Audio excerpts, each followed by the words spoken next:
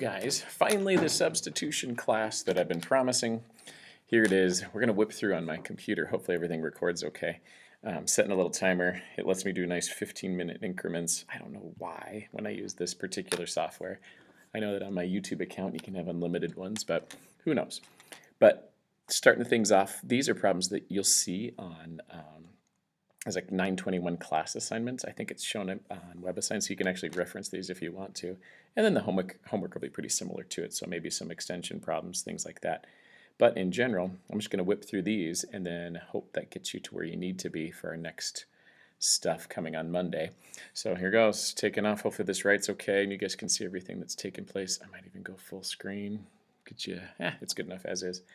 Okay, first thing on here, it says use a graphing utility to graph the function. Now, I'll trust that you can find some way to graph that thing. I'm going to look at this, as somebody who's got a little experience, just like you. Hey, I see a slope and a y-intercept, upward slope, y-intercept of 5, so I'm looking for a graph that goes uphill. Has a slope of 4-ish and 5. Oh, yeah, definitely that one. So you can find it, this graph right here in the upper right-hand corner. But the big questions are down below. What's the average rate of change on the interval 1 to 4? And so the average rate of change, if I've picked my graph like I showed you up here, on the interval 1 to 4, if I go up here and mark where 1 is on my graph, it's like, make your way up here, it's like, it's right about there. And on the 4, it's somewhere up here. The average rate of change, remember, is the secant line slope between the 2 points of note, in this case 1 to 4. And the slope of that would just be calculating the rise and the run. So depending on what type of color I'm using here, there's a rise of such and a run of such across there. And that's it. That's how I figured this out. So I'll just do kind of the old-fashioned way. I'll show you a quick way to make this happen. But that's average rate of change for 1 to 4. So what I'll do is I kind of want to just put in 1 and 4 into my function, figure out what height they are, because I was totally guessing before when I put those blue points on there.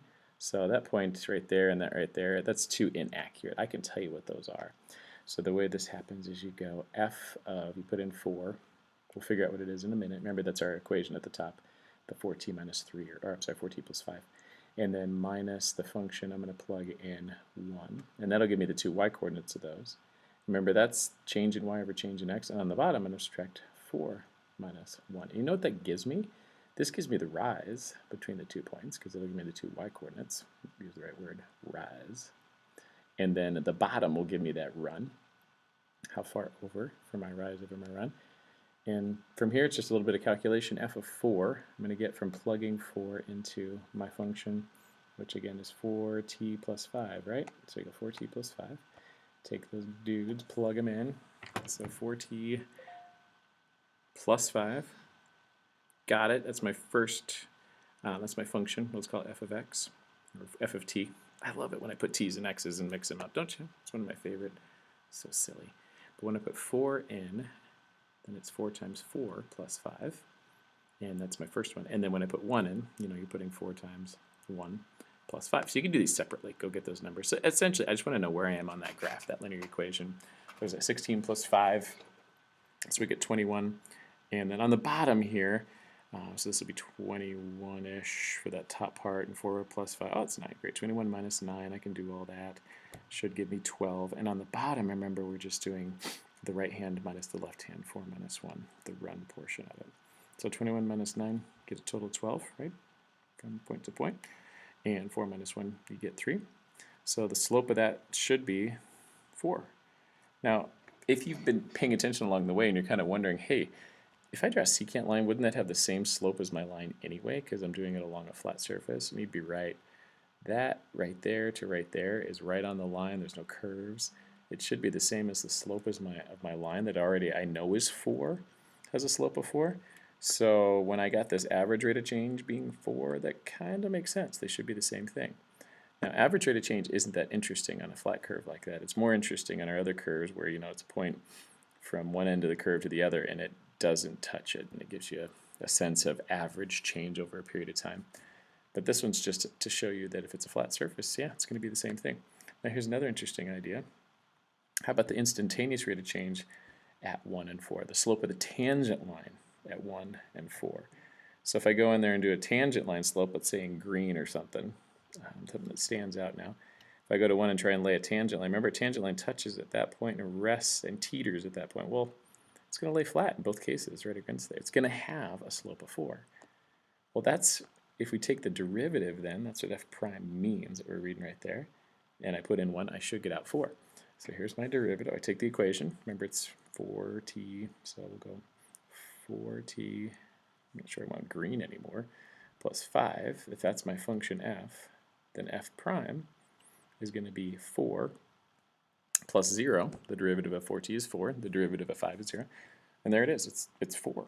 Regardless, if I put 1 in there, so that's what's saying here, f of prime of 1 in the first problem, yeah, that's totally going to end up giving me 4 because there's no place to put a number in there. F prime 4 right here, if I put 4 into my derivative function, there is no place in there to plug a 4 in. So what it's saying is that the slope is always going to be 4, which that's the case with lines. They're, no matter what, that slope is going to be 4. So this is kind of a conceptual problem. Average rate of change and the instantaneous rate of change, that's the secant slope for average rate, and the tangent slope for instantaneous rate that we find with the derivative, they're going to be the same on a line. So that's unique. Then we get to the curvy ones where it's different. Okay, we're supposed to identify this graph, and you can graph it any way you like. It's definitely a parabola, a nice x squared going on.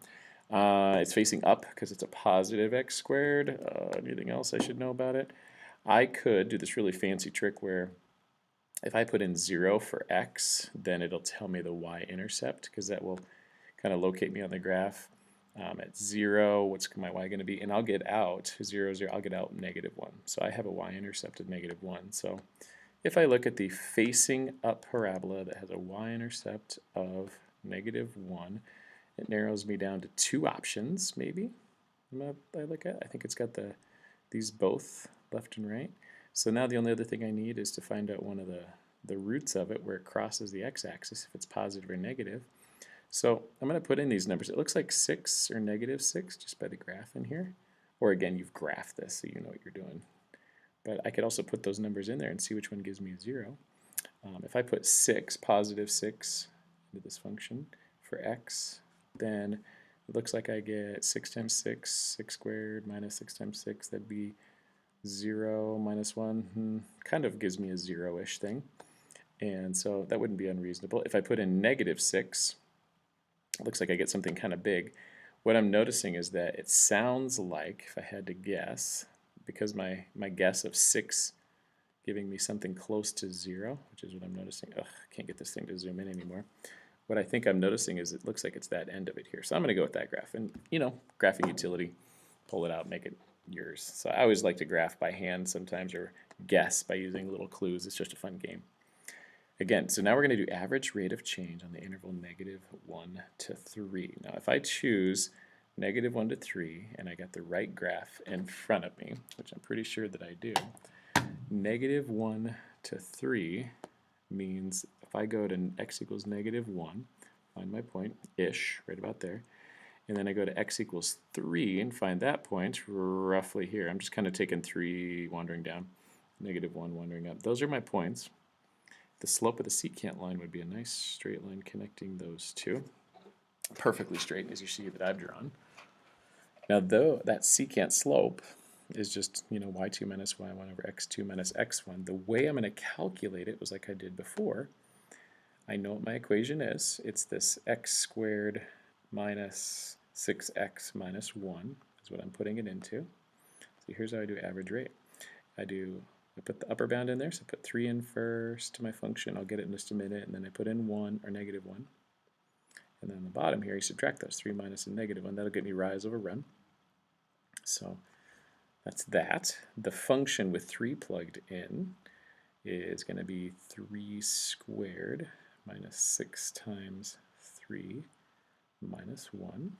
Okay, so that's my just putting in the 3. And then I got to put in the -1. So then minus, same thing. Let's put in -1 into that function. Oh, can't get the zoom to go. So it'd be -1 squared minus 6 times 1, like that, or -1, sorry, minus 1. Okay, got them both plugged in. On the bottom, if you're okay, I'm just going to simplify it. 3 minus a -1. I should have 4 down there. On the top, if you have a calculator and you're plugging those in, go for it. I can pull mine up right now, but I'm just going to kind of ballpark it. I got 9 here, take away 18, that's negative 9 minus 1. So I'm thinking negative 10 for this little chunk. And negative 1 squared, that's 1.